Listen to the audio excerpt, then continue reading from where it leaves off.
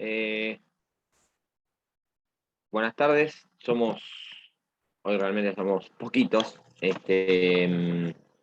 así que, porque muchos están, supongo que, pendientes del recuperatorio de mañana, así que la idea es no vamos a avanzar demasiado en la bolilla, hoy a agotar el punto primero. Les digo de qué bolilla, perdón, de la 10. Estaba mirando el programa. La bolilla 10 es teoría general de la impugnación, ¿sí?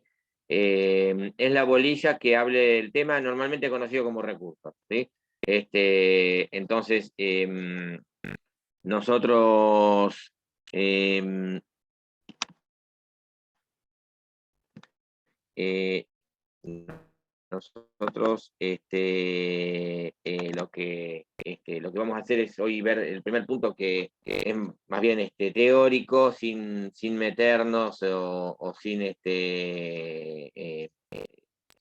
meternos en el tratamiento particular de cada uno de los recursos y particularmente sin meternos en el código, porque es una pena que los demás se lo pierdan. Entiendo, repito, que quienes están preparando el recuperatorio de mañana tienen como prioridad el recuperatorio de mañana y no está claro. Eh, Fíjense en el primer punto, que dice instancia única y doble instancia, ventajas, desventajas, y después dice recursos, remedios. Hay un debate que viene de larga data respecto primero de la conveniencia o inconveniencia de establecer en un proceso, el que fuere, una instancia única o más instancias. En el caso en líneas generales, las ventajas y las desventajas serían las siguientes. Un proceso que tenga una única instancia, o celeridad, es decir, que con la sentencia que se dicte en la primera o única instancia, quedaría, ya finalizaría el proceso. La desventaja, que obviamente cualquiera de ustedes puede advertir, es el margen de error, porque es posible que ese juez o tribunal que dicta esa sentencia en una única instancia se equivoque y no habría posibilidad de corregir ese error, ¿sí? Porque no tendríamos una instancia y no tendríamos otro juez o tribunal al cual acudir para poder revisar esa sentencia, ¿sí? Al revés, o como contrapartida, la doble instancia ofrece como desventaja que el proceso pueda extenderse más que si fuera de instancia única, porque al haber una instancia de revisión, obviamente, si alguna de las partes interpone un recurso y continúa el proceso en una instancia superior, obviamente que el proceso va a tardar más tiempo, ¿sí? Pero como ventaja es la mayor seguridad jurídica en el sentido de que si hubiese un error por parte del juez o tribunal al momento de resolver la sentencia de la primera instancia, o dictada en primera instancia, podría ser corregido por una instancia superior, ¿sí? Ese error. Esas son las dos posturas que hay respecto de la conveniencia o inconveniencia. En el proceso, o respecto del proceso penal, no hay dudas en cuanto a la exigencia ya constitucional que tenga que haber una doble instancia. Es lo que en derecho procesal penal muchas veces se lo denomina doble confronte, ¿sí?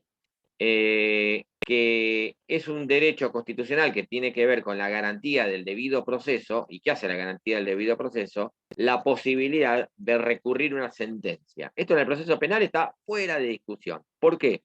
Porque recuerden, ya estaba fuera de discusión antes del 94, pero recuerden que nuestra Constitución, cuando tiene la reforma del año 1994, en el artículo 75 y 122, incorpora una serie de tratados o convenciones internacionales. Una de ellas, que forman parte de la Constitución, es decir, tienen la misma jerarquía a la Constitución Nacional. ¿Sí? Es lo que vulgarmente se denomina en derecho constitucional el bloque constitucional. Una de esas convenciones internacionales es la Convención Interamericana de Derechos Humanos de San José de Costa Rica. La Convención Interamericana de Derechos Humanos, en el artículo 8, inciso 2, creo que su inciso H, si mal no recuerdo, establece que en los procesos penales, en todos los países signatarios de esta convención, debe haber una instancia de revisión, necesariamente. Entonces, al nuestra Constitución incorporar la convención, o denominada también vulgarmente o comúnmente Pacto de San José de Costa Rica, incorporarla como parte del bloque, formando parte del bloque constitucional, entonces es una garantía constitucional del debido proceso que en un proceso penal haya una instancia de revisión, necesariamente. Que esto, dicho sea de paso, es uno de los problemas que afronta los procesos penales que tramiten en competencia originaria de la Corte Suprema de Justicia de la Nación, como por ejemplo cuando un personal de extranjero es parte, ¿sí? Como imputado. Inclusive en la Corte de Nación no hay una instancia de revisión. ¿Sí? Pero esto en materia de lo que tenga que ver con el proceso penal. Ahora, la gran pregunta, y en lo que a nosotros nos interesa hoy, esta garantía de doble instancia,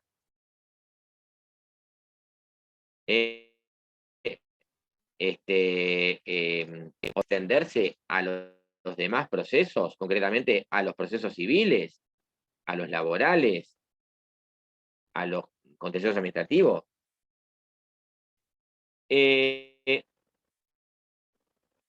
E inclusive, les agrego algo más.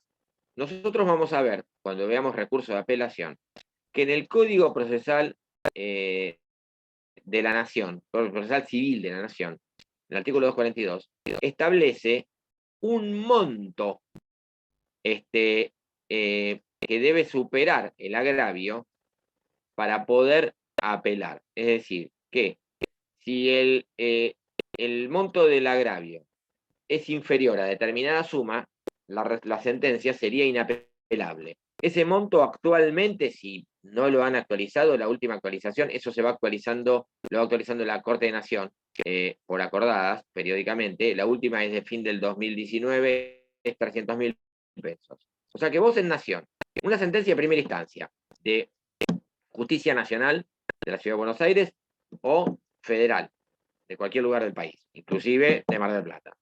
El monto del agravio es inferior a 300.000 pesos, la sentencia es inapelable.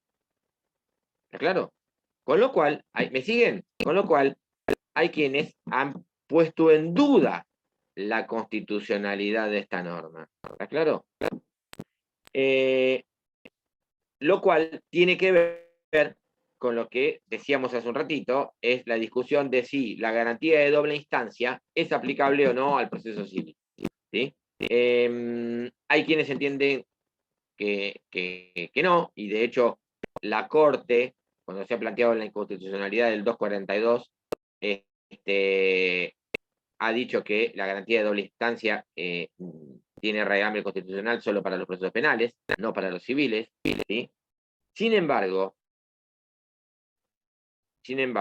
nos encontramos con que la Corte Suprema la Corte Interamericana de Derechos Humanos parece tener una opinión distinta y parece sostener que la garantía de doble instancia es aplicable a todo tipo de procesos. Es una garantía constitucional de todo tipo de procesos, no exclusivamente de los procesos penales.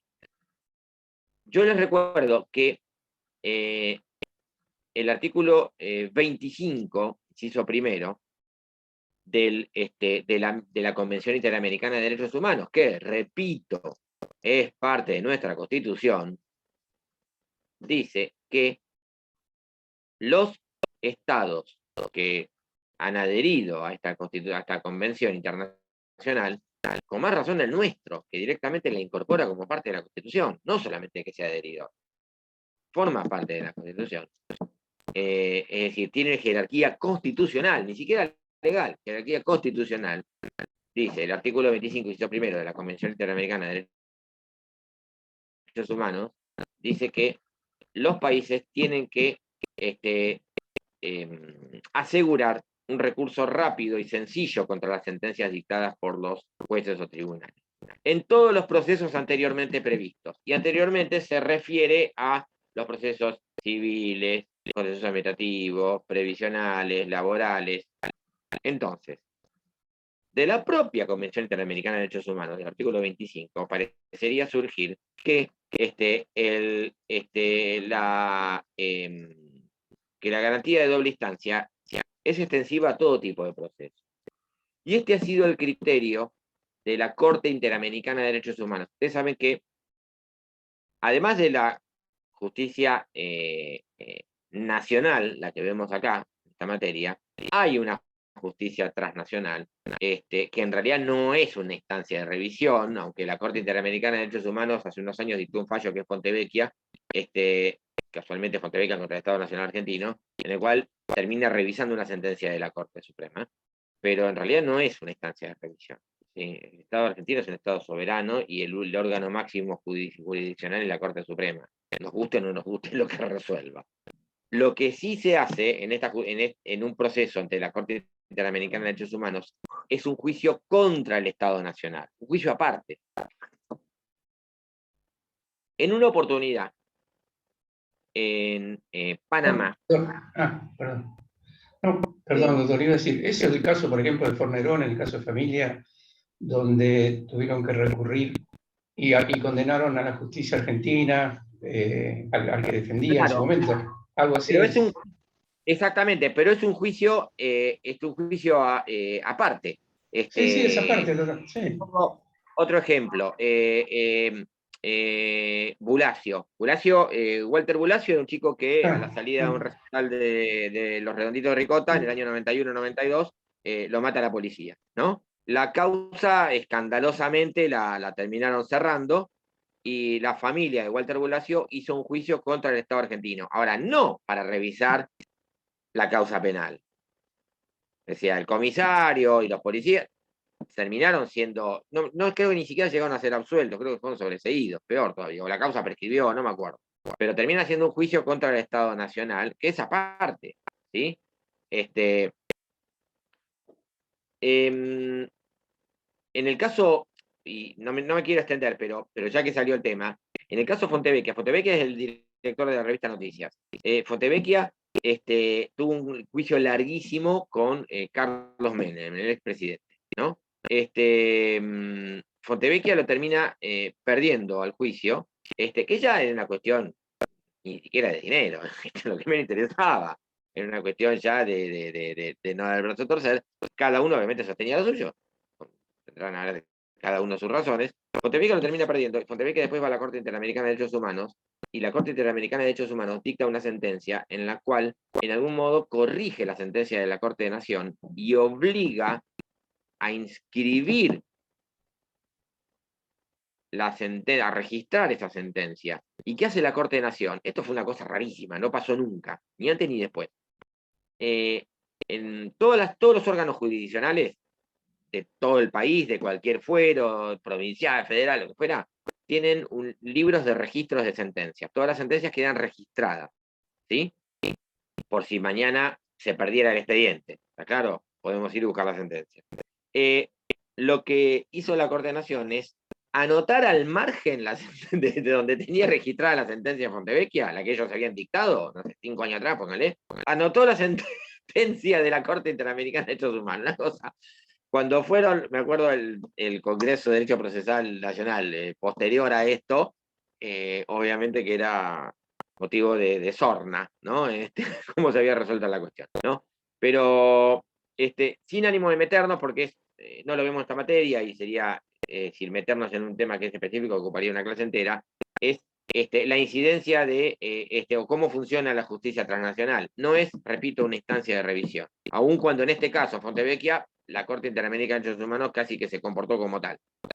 Volviendo al tema de si la garantía de doble instancia es o no extensiva al proceso civil. En una oportunidad, en Panamá, y por razones políticas, el Estado de Panamá despide a un montón de empleados públicos. Obviamente aquellos que no consideraban afines políticamente al partido entonces gobernante, ¿no? Estos empleados inician un juicio contra el Estado de Panamá y el procedimiento administrativo, porque eran empleados públicos, que tenían asignado en la legislación panameña, no tenía instancia de revisión. Obviamente el reclamo se lo rechazaron y no le dieron instancia de revisión. Ellos terminan en la Corte Interamericana de Derechos Humanos, y esto termina en una sentencia que se llama Baena y otros, Baena será el primero que firmó, y en la cual, en el año 2001, fíjense el tiempo que pasó, ya 20 años, la Corte Interamericana de Derechos Humanos, San José de Costa Rica, dijo que la garantía de doble instancia es extensiva a todo tipo de procesos. Y invoca o se apoya en el artículo 25 de la Convención, y 25 inciso primero que yo les mencionaba recién, ¿sí? Es por eso que hay algunos autores, Héctor Leguizamón, por ejemplo, que entiende que la limitación de apelación del 242 para la apelación, obviamente recurso ordinario, del Código de Nación, no es inconstitucional, ¿sí? Porque violaría la garantía de doble instancia. Dice, después en el programa aparece recursos y remedios, concepto. Bueno, ¿qué son los recursos? ¿Qué es? Porque, a ver, impugnaciones hay varias en el Código Procesal. Una nulidad no deja de ser una impugnación. O sea, están impugnando. Si ustedes atacan de nulidad un acto procesal, están impugnando un acto procesal. Ahora, puntualmente, ¿todas las impugnaciones son recursos? No. ¿Todos los recursos son impugnaciones? Sí, claramente sí. ¿Qué son los recursos? Los recursos son las vías o los medios procesales con la finalidad de requerir o solicitar la revisión y revocación total o parcial de una resolución judicial por un órgano, por el mismo órgano o por uno superior, en razón que esa resolución ocasiona un perjuicio. Entonces, la finalidad es la modificación total o parcial de una resolución judicial. Es decir, no interponemos un recurso para dejar todo como está. No interponemos un recurso porque no estamos de acuerdo con los fundamentos. Es decir, si una resolución me es favorable, me es favorable, punto. ¿Sí? Es decir, no estaría pidiendo yo que sería muy extraño realmente que la modifique, que diga, no, en realidad no tengo razón, tiene razón en otra parte. ¿Sí? Por otro lado, ¿qué es lo que se persigue? La modificación total o parcial, que la modifiquen totalmente o a veces en parte. No necesariamente puede ser que lo que me cause perjuicio es una parte de la sentencia, un aspecto de la sentencia. Después, esa modificación puede ser por el mismo órgano, esto lo vamos a ver a partir de la clase que viene, o por uno superior. Y a su vez, y un elemento fundamental es que tiene que haber un perjuicio, un agravio. Es decir, sin perjuicio no hay recurso. repito lo que yo les decía, si yo no estoy de acuerdo con los fundamentos, pero la sentencia me es favorable, o la resolución judicial me es favorable, vamos a ser más amplios, el recurso carece de un elemento fundamental que es el perjuicio. Es decir, si a mí me da la razón, pero por unos argumentos distintos de los que yo invoqué, no hay perjuicio. ¿Está claro? Es decir, no podemos interponer un recurso por disconformidad con los fundamentos. Es decir, eso será algo que nos tendremos que guardar. Únicamente interponemos un recurso cuando la resolución nos ocasiona un perjuicio. En el código aparecen recursos, o algunos, o hay quienes clasifican los recursos, o los medios de impugnación, mejor dicho, en recursos y remedios. Esta en realidad es una discusión, o es una clasificación más doctrinaria que legal. No aparece, el término remedio creo que no aparece nunca en el Código Procesal. ¿Cuál sería la diferencia? Hay quienes entienden que el remedio, hay dos ideas. Hay quienes entienden que el remedio es una vía de impugnación que no modifica lo sustancial de la sentencia. Y el ejemplo es la aclaratoria, que vamos a ver la clase que viene. La aclaratoria tiene por finalidad modificar o suplir omisiones o modificar errores puramente materiales, sin alterar lo sustancial. Por ejemplo, esto lo vamos a ver en la clase que viene, un error en un nombre, o un error numérico, puramente numérico, ¿sí? Pero no está alterando lo sustancial, ¿está claro? Entonces algunos entienden de que no es típicamente un recurso, porque el recurso implica conceptualmente una revocación total o parcial. Hay otros que entienden que el remedio también, o el concepto de remedio, se aplica para aquellos recursos que son resueltos por el mismo órgano que dictó la resolución, y que son la aclaratoria y la revocatoria o reposición, ¿sí? Que como vamos a ver más adelante, los resuelve el mismo órgano que lo dictó. Pero repito, son opiniones doctrinarias que en realidad, la verdad, en la práctica no cambian demasiado. Sí importa la otra clasificación. La otra clasificación es la de recursos ordinarios y extraordinarios. Nosotros, cuando interponemos un recurso, obviamente que estamos atacando una resolución judicial.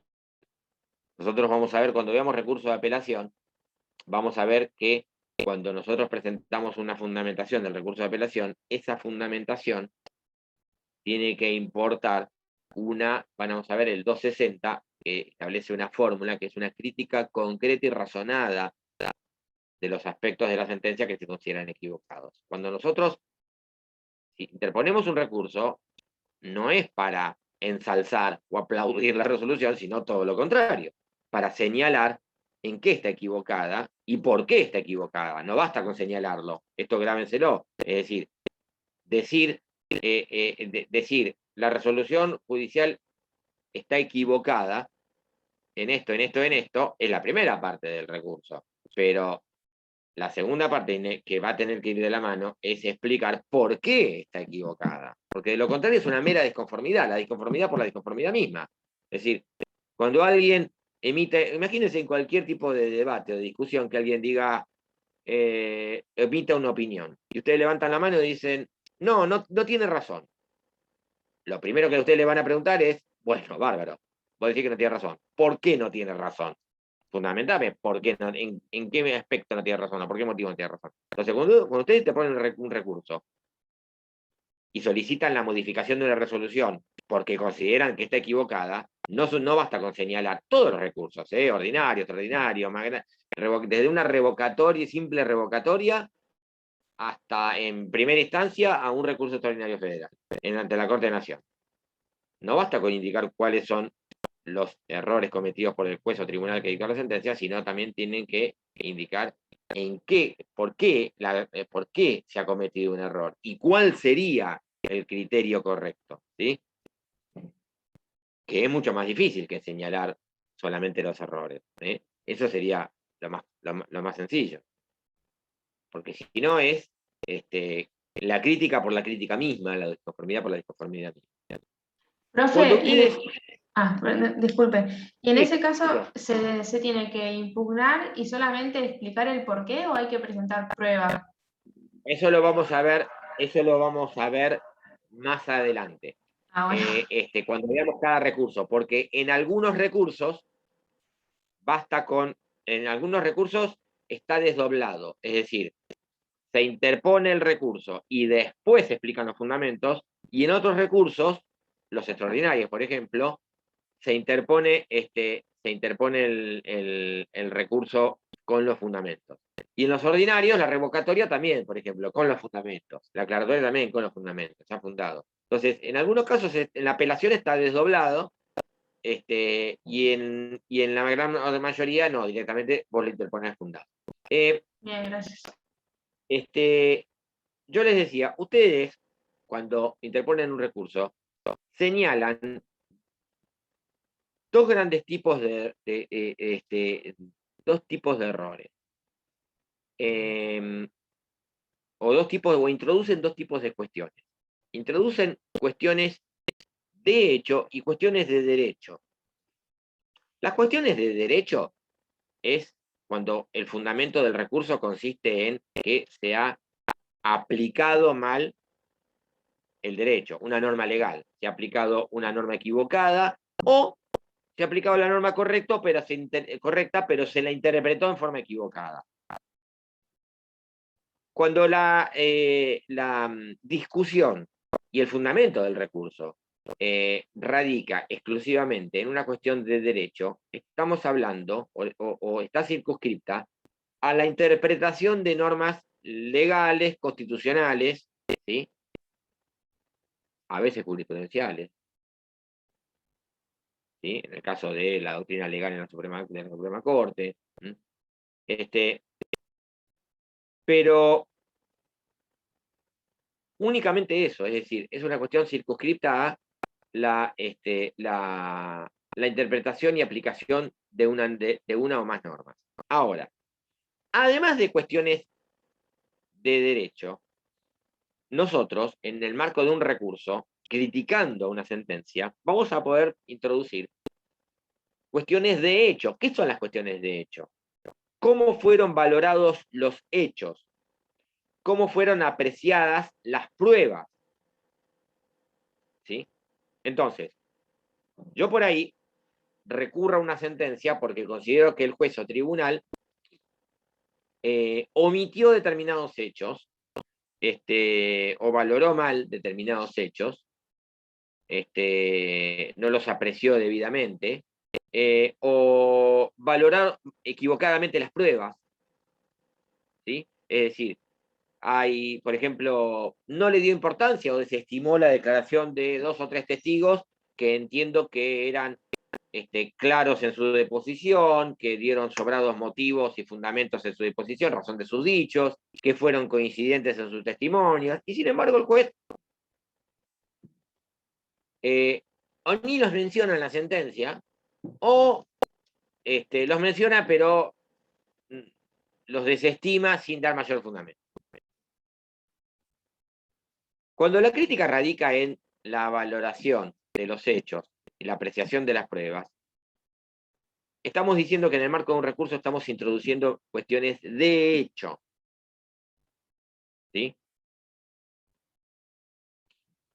En el marco de un recurso, y acá venimos con la otra clasificación de los recursos, que es la de ordinarios y extraordinarios. En los recursos ordinarios, ¿cuál es la diferencia? En los recursos ordinarios, el recurrente, quien interpone el recurso, puede introducir tanto cuestiones de hecho como de derecho. ¿Sí? Yo en un recurso de apelación, yo puedo fundar el recurso de apelación en que el juez de primera instancia valoró mal los hechos, valoró equivocadamente los hechos, apreció equivocadamente la prueba u omitió valorar debidamente determinadas pruebas. También lo voy a poder fundar en que aplicó mal el derecho. En las dos cosas. O solamente en una de ellas. ¿Sí?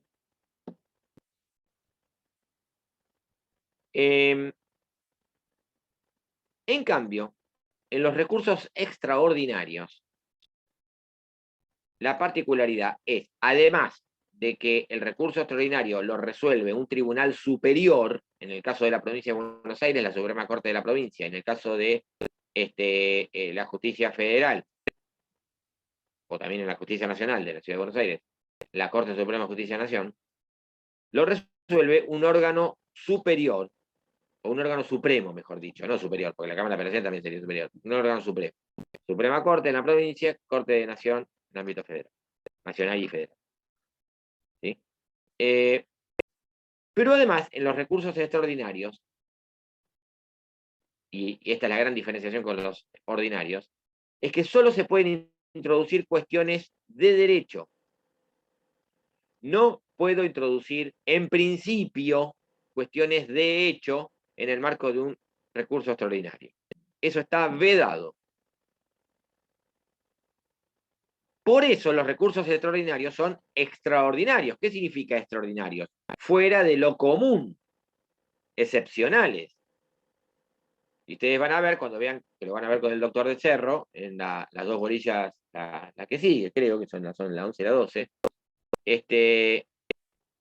van a ver que los recursos extraordinarios están establecidos para supuestos muy puntuales, que esta es otra cuestión.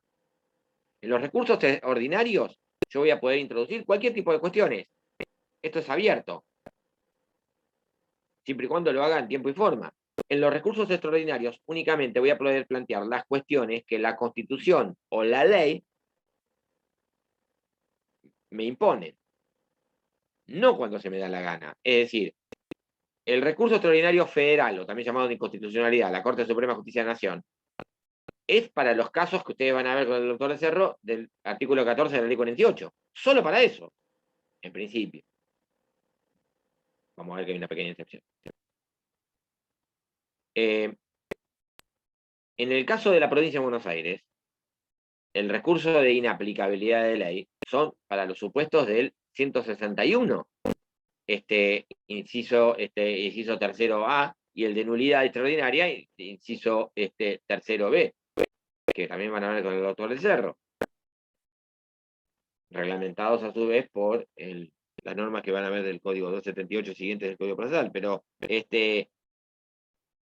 no es para cualquier supuesto que se me dé la gana, y tiene que ser exclusivamente una cuestión de derecho, ¿sí?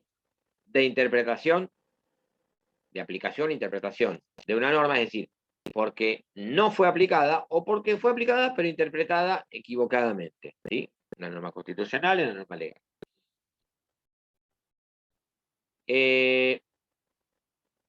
En la provincia de Buenos Aires, esto de la norma legal se extiende también a la doctrina legal de la Suprema Corte. La violación de la jurisprudencia de la Suprema Corte en casos análogos también habilita interponer un recurso extraordinario, que es el de inaplicabilidad de ley de doctrina legal. Esto lo van a ver con el doctor de Cerro. Ahora, tanto provincia como nación, hay dos excepciones a esto.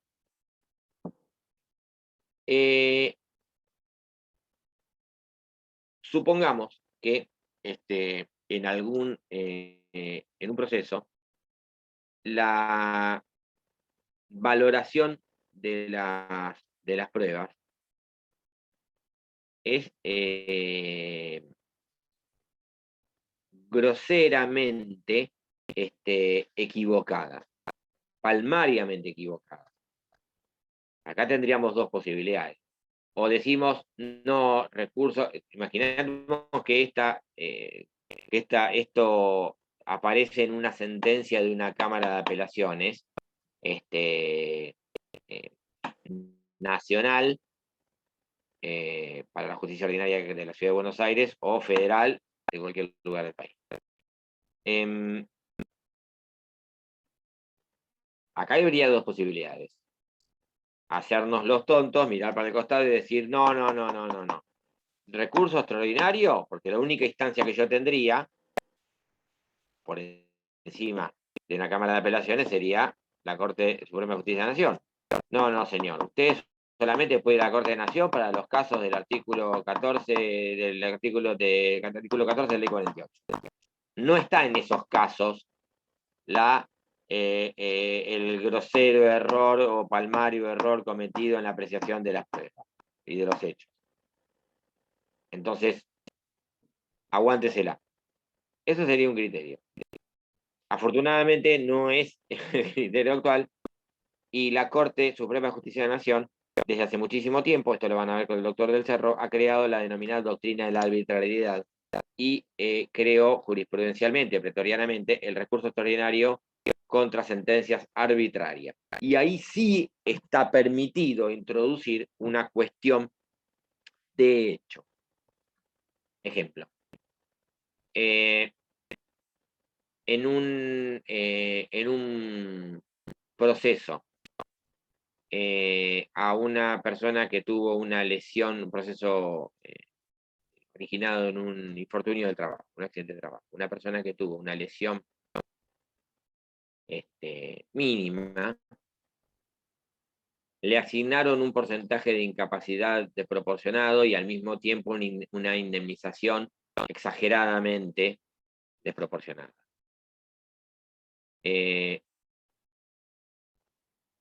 Introducir un recurso contra esa sentencia implicaría introducir cuestiones de hecho, claramente, de apreciación de la prueba, ¿sí? De la prueba pericial.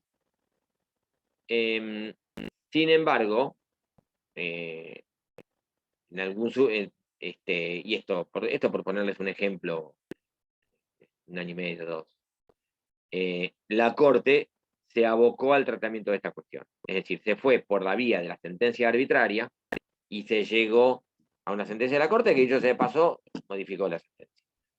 ¿A qué voy con esto? A que en el ámbito nacional, federal, existe la posibilidad de interponer, de introducir en el marco de un recurso extraordinario cuestiones de hecho y que es el supuesto excepcional, es decir, lo extraordinario de lo extraordinario, que es el recurso extraordinario por sentencia arbitraria. ¿Sí? En el ámbito provincial hay algo similar. Nosotros tenemos el recurso extraordinario en aplicabilidad de ley, que en el cual se tienen que introducir exclusivamente, se puede introducir exclusivamente cuestiones de derecho. Sin embargo, para el caso de que hubiese una grosera o palmario error en la valoración de una prueba, la Suprema Corte de la Provincia de Buenos Aires tiene creada la doctrina legal del absurdo en la apreciación de la prueba. ¿Cuándo hay absurdo en la apreciación de la prueba? Cuando la apreciación de la prueba es groseramente equivocada. Ahora, no tiene que ser una cuestión opinable, meramente opinable. No, le dio mayor importancia a estos dos testigos en vez de estos dos. Que fuera una cuestión, bueno, eso puede ser opinable. ¿Sí? El error tiene que ser grosero. No tiene que prácticamente dejar lugar a dudas. En ese caso, yo, en el marco del recurso de inaplicabilidad de ley provincial, extraordinario, de inaplicabilidad de ley, puedo introducir una cuestión de hecho que tiene que ver con la valoración de las pruebas, invocando la doctrina del absurdo. Les pongo un ejemplo de que me hayan hecho lugar al absurdo. En un proceso, en la sentencia de la Cámara de Apelaciones de Mar del Plata, le había dado mayor valor a una prueba testimonial y pericial por sobre lo que decía un instrumento público. Instrumento público es de plena fe, hasta que sea redarguido de falsedad. No había sido redarguido de falsedad, sigue siendo plena fe. Te guste o no te gusta, lo que surja el instrumento público.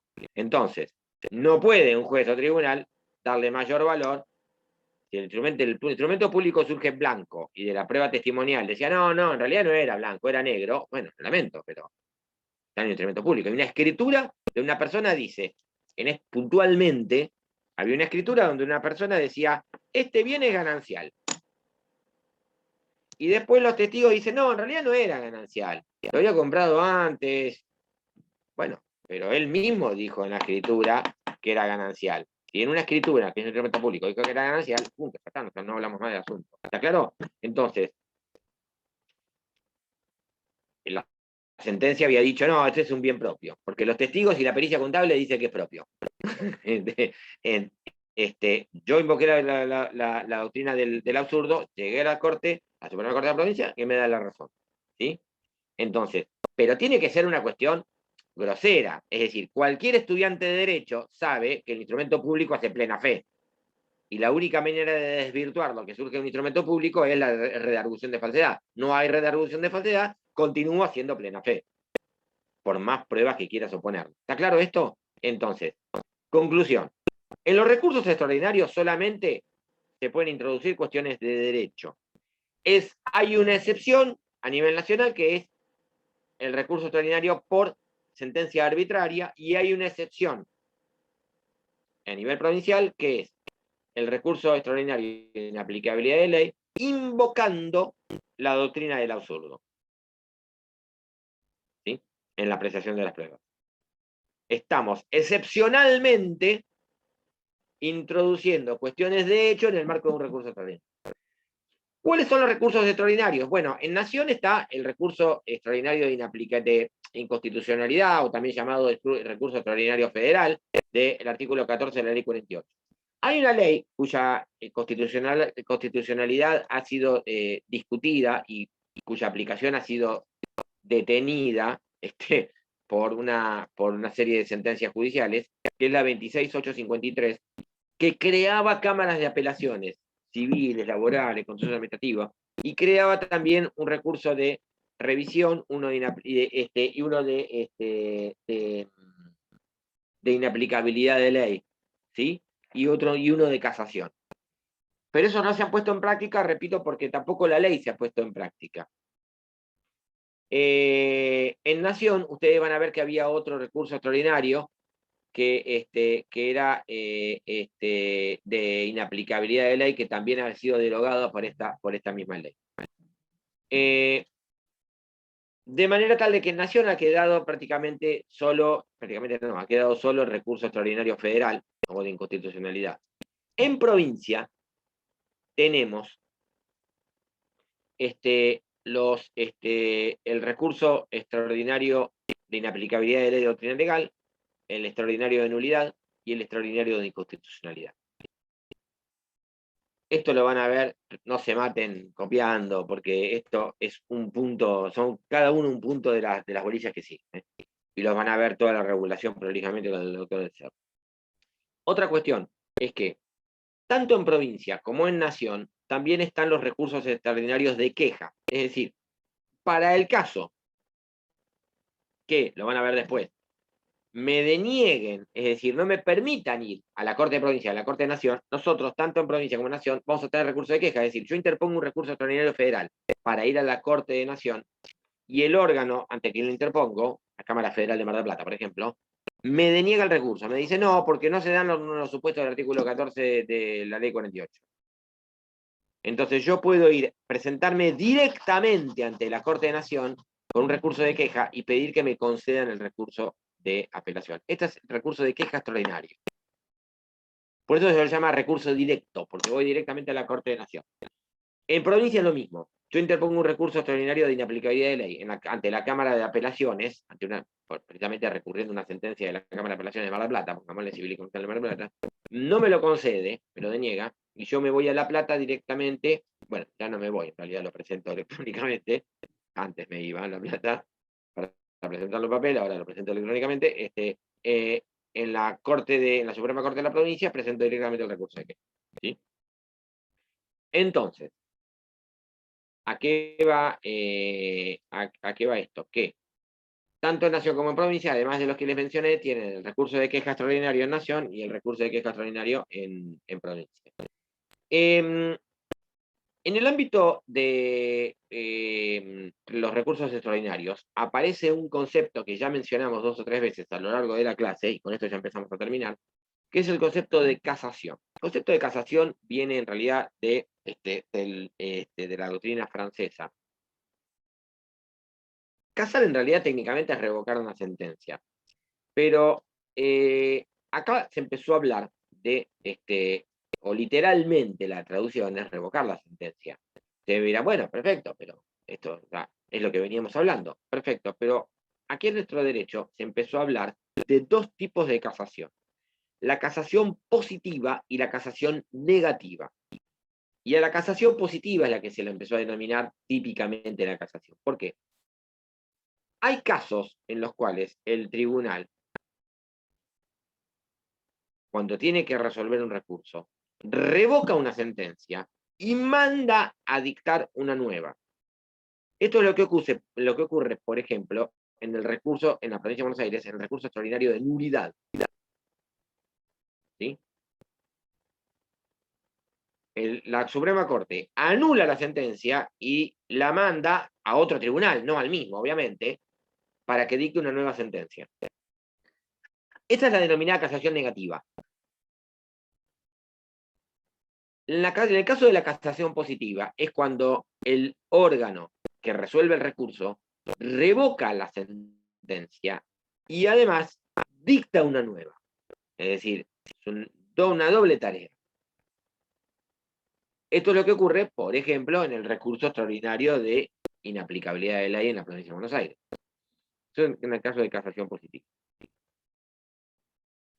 Otra cuestión que ya, y con esto sí, vamos terminando, y que caracteriza la actividad recursiva, es que, y que lo vamos a ver a lo largo de cada uno de los recursos que veamos, es que ustedes tienen la particularidad que existe en materia recursiva una doble admisibilidad.